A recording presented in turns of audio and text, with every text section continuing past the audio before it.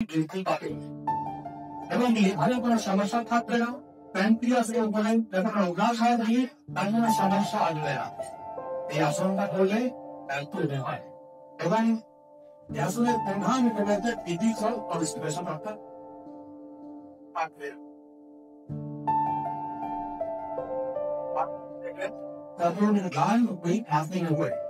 আমাদের PG gland থাকে, আমাদের প্যানক্রিয়াস থাকে, অর্থাৎ অগ্ন্যাশয় থাকে, আমাদের লিভার থাকে, আমাদের টেস্টিস থাকে, আমাদের এবার আসনটা দেখবেন কিভাবে প্রকার করবে। আসনটার নাম পদ্মাল। আমাদের সমান প্রতিক্রিয়া পদ্মা বেশিরভাগই সামনে বাসিপ্রেশন স্বাভাবিক থাকে না। চোখটা বন্ধ করলে ভালো যায়, আমি নাও করতে পারি। লোকেরা বসে আছেন পদ্মা আসন। একান্ততা পাই, চঞ্চলতা কেটে যায়, স্থিরতা আসে, তারপর মাইন্ডের উপরে কাজ করছে এরকম না। সেই সঙ্গে কি কাজ করছে অস্ট্রোআর্থ্রাইটিস, তার কারণ তার উপরে কাজ করে দেখুন দুটো পায়ের অস্ট্রোআর্থ্রাইটিস বিশেষ কাজ করবে। প্রধান স্থিরতা এটা হচ্ছে মাইন্ড, অর্থাৎ যখন আপনার মাইন্ড রোগে মেডিটেশন করবেন তখনই আসনটা করতে হয়। কিন্তু আসুন আপনার প্রধান একটু বলে দিয়েছি আপনারা কোন আপনারা একটু দেখার কর্ম দয়া করে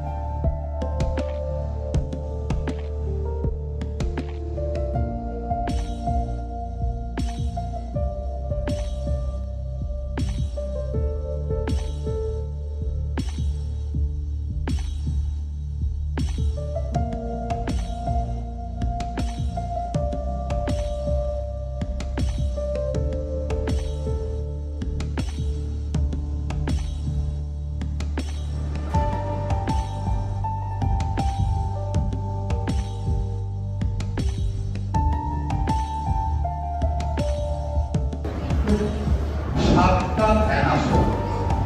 আমি নামগুলো একটু বলে দিয়ে লাগবে আপনারা তোমরা প্রত্যেকেই করবে, তাহলে করে নাও, প্রত্যেকেই করো, যারা পার্টিসিপেট করবে প্রত্যেকেই করো। প্রথম আসন পদ্মা আসন, প্রত্যেকেই করো। সাতটা ফ্যান আসন আমি এদেরকে পরপর পরীক্ষা করে দেখুন কিভাবে করে। পদ্মা আসন,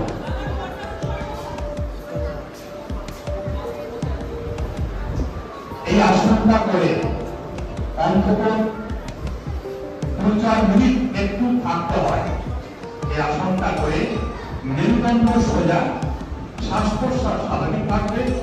আমি ইচ্ছা করলে চোখটা বন্ধ করতে পারি, নাও করতে পারি। অর্থাৎ চোখটা বন্ধ করো,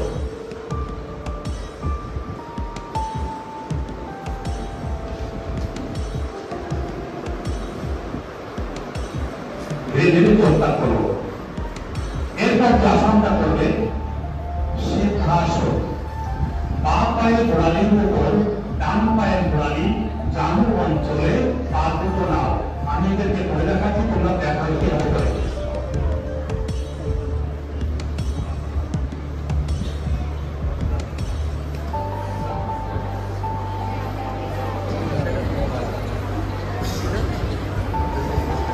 বাঁ পায়ের গোড়ালির উপরে ডান পায়ের গোড়ালি, আসনটার নাম সিদ্ধাসন।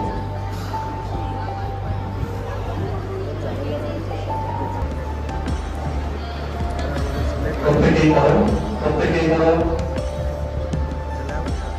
বাঁ পায়ের গোড়ালির উপরে ডান পায়ের গোড়ালিটা তোলো, হয়নি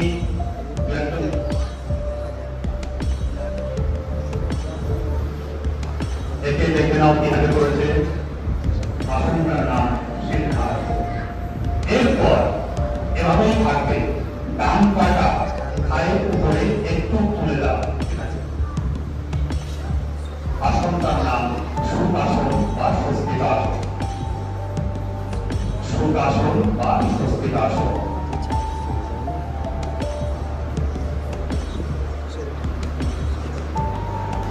এরপর ডান পাটা থায়ের উপরে তুলে দাও।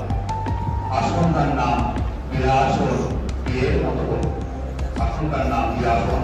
হাতটা আমার একই ভঙ্গিমায় থাকবে।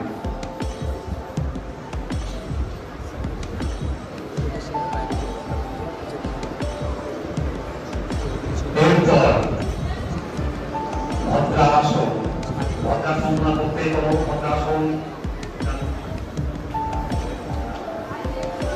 ভদ্রাসন এটাও আসনের মধ্যে পড়ছে। ভদ্রাসন।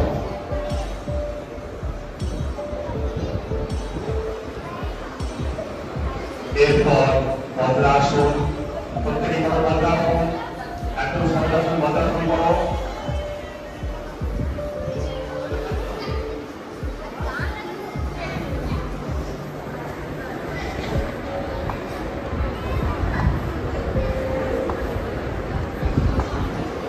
এরপর প্রমুখ আসন। প্রমুখ আসন পর্ব থেকে প্রমুখ আসন।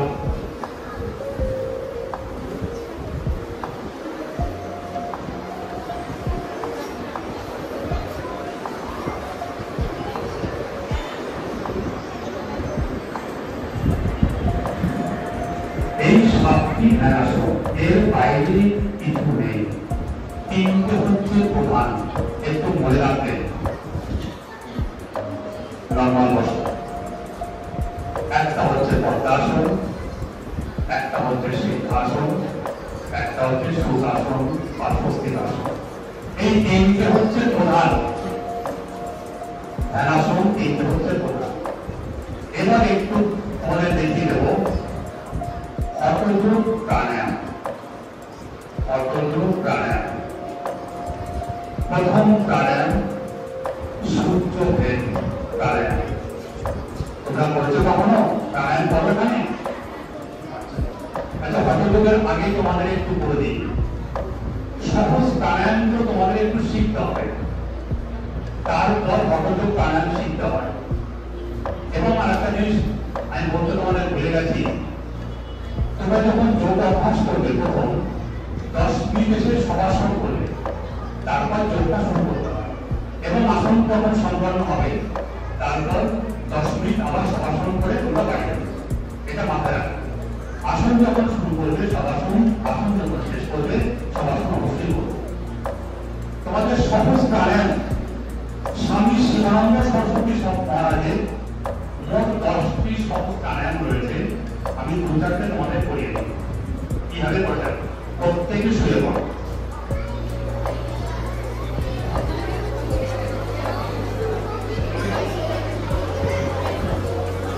প্রত্যেকে শবাসন ভঙ্গিমা। শবাসন কিন্তু শুধু কোনো কথা বলবে না।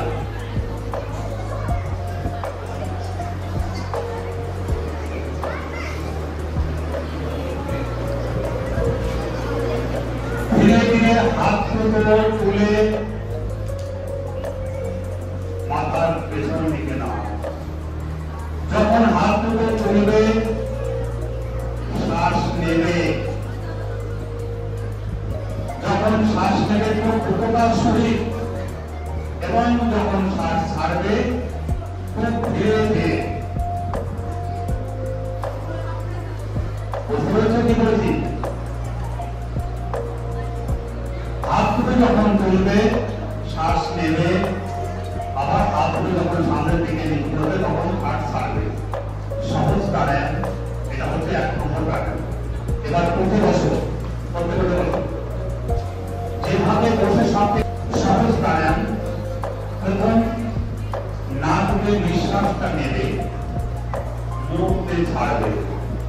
যতটা সম্ভব আমি নিঃশ্বাস শ্বাস নিতে পারি ততটাই আমার উপকার। ধরে ধরে নাক দিয়ে শ্বাসটা নাও, মুখ দিয়ে ছাড়বে।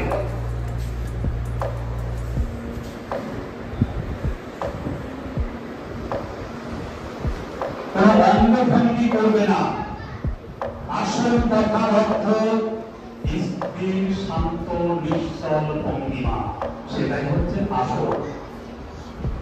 বলতে পারলাম, যখন আসন করবে চুপচাপ থাকবে। আসন তথা আক্ষরিক অর্থ নিশ্চল শান্ত স্থির ভঙ্গিমা, সেটাই হচ্ছে আসন। এটা 2 নম্বর সহজ প্রাণায়াম। 2 থেকে 3 মিনিট এটা করতে হয়। এরপর নাক দিয়ে নেবে, নাক দিয়েই ছাড়বে। এটাও 2 থেকে 3 মিনিট। যেহেতু সময় কম, সংক্ষেপে করাই। এরপর 4 নম্বর প্রাণায়াম, সহজ প্রাণায়াম। প্রত্যেকের পেটের উপরে হাত রাখবে।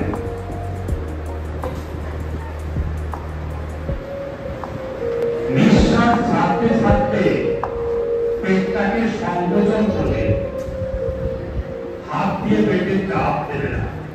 নিঃশ্বাস ছাড়তে ছাড়তে পেটটাকে সংকোচন করে পেটটাকে ভেতরে টানবে। আমরা নিঃশ্বাস যখন গ্রহণ করবো পেটটাকে ফুলাবো। বলতে পারলাম, নিঃশ্বাস যখন ছাড়বো পেটে যদি গ্যাস থাকে, দূষিত গ্যাস ভেতর দিকে যাবে, সংকোচন হবে না। তাই নিঃশ্বাস ছাড়তে ছাড়তে পেটটা ভেতর দিকে টানবো। আবার যখন নিঃশ্বাস গ্রহণ করবো পেটটাকে ফুলাবো। 4 নম্বর প্রাণায়াম।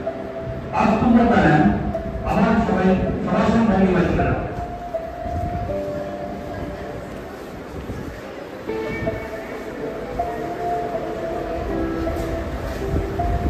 নাভির উপরে হাত দুটো রাখো, একটার পর একটা। নাভির উপরে হাত দুটো রাখো, একটার পর একটা। জোরে জোরে নিঃশ্বাস নেবে, নাক দিয়ে, নাক দিয়ে ছাড়বে। 2 থেকে 3 মিনিট। নাক দিয়ে নেবে, নাক দিয়ে ছাড়বে, 2 থেকে 3 মিনিট। কপি করো। শব্দ সেখানে তোমরা ভুলে ফেলে পড়ে থাকবে না। প্রাণায়াম করার লক্ষ্যটা কি? প্রাণের প্রসারণ করা। প্রাণের প্রসারণ, তাই তো? এটা হচ্ছে প্রাণায়াম। প্রাণায়াম করে একটা মাথায় রাখবেন, আমরা প্রত্যেকেই জানি নাক দিয়ে আমরা নিঃশ্বাস গ্রহণ করি, অক্সিজেন ছাড়া আমরা বাঁচতে পারি না। বায়ুতে 20% অক্সিজেন থাকে। আমরা নাকে যখন গ্রহণ করি 4% অক্সিজেন হয়, 16% বেরিয়ে যায়। এটা মাথায় রাখবেন। মাত্র 4% অক্সিজেন আমরা গ্রহণ করি, 16% বেরিয়ে যায়, 16% বেরিয়ে যায়। মাত্র 4%। যদি আমাদের অক্সিজেন লেভেলটা কমে যায় কি হয়? হার্ট ধুক করে, ব্রেন স্ট্রোক হয়। ব্রেন স্ট্রোকের কারণটা কি? সেরিব্রাল অ্যাটাক করার কারণটা কি? ব্রেনে ব্লাড কম যায়, অক্সিজেন কম যায়। যদি একটু সামান্য প্রাণায়াম করতে পারি, এই কঠিন রোগ থেকে আমি মুক্তি পাবো। আমার জীবনও কোনদিন ব্রেন স্ট্রোক হবে না। এটা মাথায় রাখবে। প্রাণায়াম করতে হলে বিশেষ অঙ্গভঙ্গি দরকার নেই। আমরা ব্যস্ত, বিভিন্ন কাজের সঙ্গে যুক্ত। আপনি সোজা দাঁড়িয়ে নাক দিয়ে নিঃশ্বাসটা নিন, যতটা সম্ভব ধরে রাখুন। নেওয়াকে পুরন বলে, ধরে রাখাকে কুম্ভক বলে, সারাকে রেখক বলে। তাই প্রাণায়ামের আক্ষরিক অর্থ রেখক কুম্ভক। মাত্র 5টা মিনিট, এই 5টা মিনিট নিয়ে করুন। 5টা মিনিট নাক দিয়ে নিঃশ্বাসটা গ্রহণ করুন, আপনি নাক দিয়ে ছাড়ুন। মাত্র 5টা মিনিট। এটাই আপনার নামের ভস্তিকা উন্নয়ন নিয়ম, বিশেষ অঙ্গভঙ্গি দরকার নেই। আপনি সহজ প্রাণায়াম করুন, তাহলে আপনি সুস্থ থাকবেন, ভালো থাকবেন। তাহলে প্রাণায়াম আমরা কেন করি? আমরা সুস্থ সবল থাকার জন্য। আমাদের হার্ট, লাং, এই হচ্ছে ব্লাড সার্কুলেশন। ব্লাডের প্রধান কাজটা কি? রক্তের প্রধান কাজ কি? প্রতিটা সেল, প্রতিটা কোষে অক্সিজেন পৌঁছে দেওয়া। সেটুকু প্রাণায়াম করলে আমরা ভালো থাকতে পারি। সহজ প্রাণায়াম কিন্তু আপনাদের দেখে দিলাম, দুদিনকে মনোযোগ আসল আমাদের করা। এবার আমাদের একটা জিনিস আমি একটু বলে আমি ফিরে যাব। মেডিটেশনটা কেন করবে, মেডিটেশনটা কেন করবে? মাইন্ডের জন্য তিনটে জিনিস মাথায় রাখবে। একটা হচ্ছে আমাদের শরীরের অঙ্গ-প্রত্যঙ্গ, একটা হচ্ছে আমাদের শ্বাস প্রশ্বাস, আর একটা হচ্ছে আমাদের মন। এখানে সবাই বসে আছে, আমি যে কথাগুলো বললাম হয়তো কেউ 50% অ্যাকসেপ্ট করেছে, কেউ 70%, কেউ 90%। তার কারণ মাইন্ড অন্য দিক কাজ করছে, এই জন্য পারে না। এটা হচ্ছে বাস্তব। মেডিটেশন করলে কি হয়? মাইন্ডকে একটা জায়গায় রাখা যায়। যদি মাইন্ড এক জায়গায় থাকে, আমাদের পেছনে দুটো গ্ল্যান্ড আছে, কিডনির উপরে adrenal gland, adrenal hormone secretion হয়। হিউম্যান বডিতে 10টা গ্ল্যান্ড থাকে, 10টা গ্ল্যান্ড থেকে বিভিন্ন রকম হরমোন সিক্রেশন হয়। মেটাবলিক সিস্টেমটাকে ওরা নিয়ন্ত্রণ করে, বিপাকক্রিয়া ঠিক থাকে। যখন অ্যাড্রিনাল হরমোন হাই সিক্রেশন হয়, আপনার মানসিকতা চঞ্চল হয়ে আসে, আপনি বিপদের সম্মুখীন হন, আমরা বিপদগ্রস্ত হই। এই হচ্ছে বিষয়। যদি সামান্য 5টা মিনিট মেডিটেশন করেন, আপনি ভালো থাকবেন, সুস্থ থাকবেন। মাইন্ড যখনই আপনার সামনে বিপদ আসুক না কেন, আপনি সহজে জয় করবেন। সেটা হচ্ছে মাইন্ড। তিনটে জিনিস মাথায় রাখবেন: আসন, প্রাণায়াম, মেডিটেশন। আর একটা জিনিস হচ্ছে মুদ্রা। মুদ্রা আমাদের গ্ল্যান্ডের উপরে কাজ করে। আমাদের শরীরে 10টা গ্ল্যান্ড রয়েছে, সেই গ্ল্যান্ডের উপরে কাজ করে। আমি সেটাকে একটা বিপরীত কবরী মুদ্রা করে দেখাবো। কি বলছো?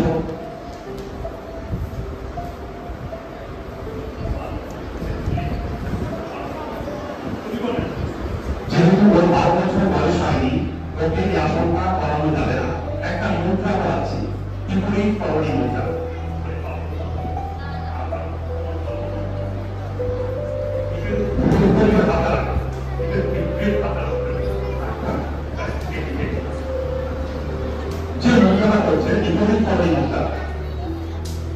একটা মুদ্রা গ্ল্যান্ডের উপরে কাজ করছে, গ্ল্যান্ডের চাপ সৃষ্টি করছে। কোন কোন গ্ল্যান্ড? একটা হচ্ছে থাইরয়েড গ্ল্যান্ড, একটা হচ্ছে প্যারাথাইরয়েড গ্ল্যান্ড। সেই সঙ্গে আশীর্বাদ করছে সমস্ত ক্রমগুলো নিচের দিকে, অর্থাৎ কনস্টিপেশনটাও থাকবে না এবং থাইরয়েডটাও ছেড়ে যাবে। এই বিপরীত ধরনের মুদ্রার পর একটা আসন করতে হয়, সেটা হচ্ছে মৎস্যাসন, না হলে ভুজঙ্গাসন। কেন করছে ভুজঙ্গাসনটা? গলায় চাপ সৃষ্টি করছে, প্রথম সংকোচন হলো, তাহলে একটা প্রসারণ হবে। একটা জিনিস মাথায় রাখবে, আসন মুদ্রা যখন আমরা করি, আমাদের শরীরের কোন কোন অঙ্গ প্রত্যঙ্গ সঞ্চালন হয়, কোথায় কোথায় চাপ সৃষ্টি করছে, সেই জায়গায় কি কি গ্ল্যান্ড রয়েছে, কি কি মাসেল রয়েছে, কি কি নার্ভ রয়েছে, সেগুলো করে কাজ করে। এটা মাথায় রাখবে।